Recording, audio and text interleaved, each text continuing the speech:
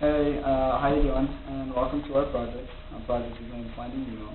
The reason being is because it is an underwater ROV prototype that me, Mike Vopelak, well, I'm Jared Jordan, and my partners Mike Vopelak and Yasser Almazir created. So here what we have is an ROV that's connected to a control box via wires or a tether. You can see it right here. And these wires are connected to switches, and these switches are essentially connected to these motors.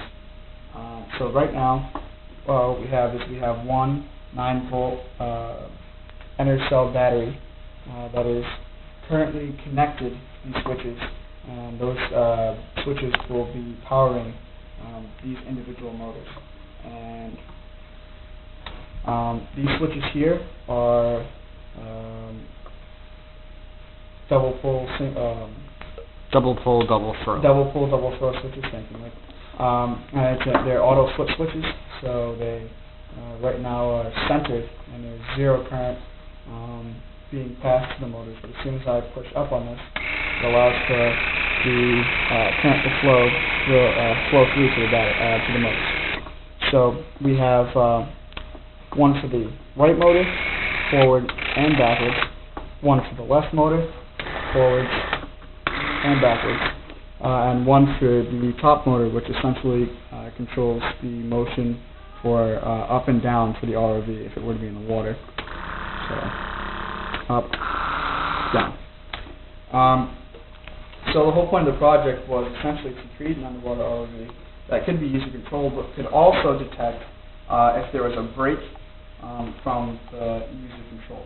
And the way we did that was by monitoring this 9-volt battery with a microcontroller called Arduino Uno.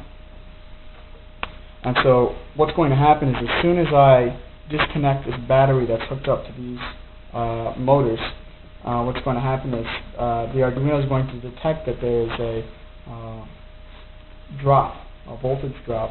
There's no longer any voltage being passed to a pin that we use on the Arduino to monitor it. And as soon as that happens, the ROV will try to get back to the surface.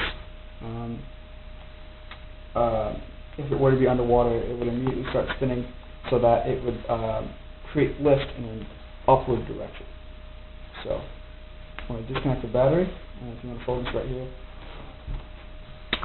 The battery's been disconnected, and what we did was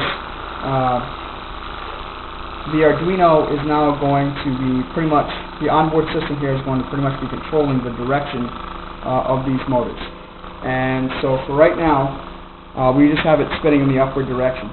What we did do, however, was also put on these sensing modules, pretty much they're push button sensors, and as soon as my hand comes in contact with this, it will detect it as an obstacle and try to move this ROV out of the way. And so what's happening is, as long as this button is pushed, these motors, which are kind of forward motors, will try to drive it away from whatever it is that it is being blocked by.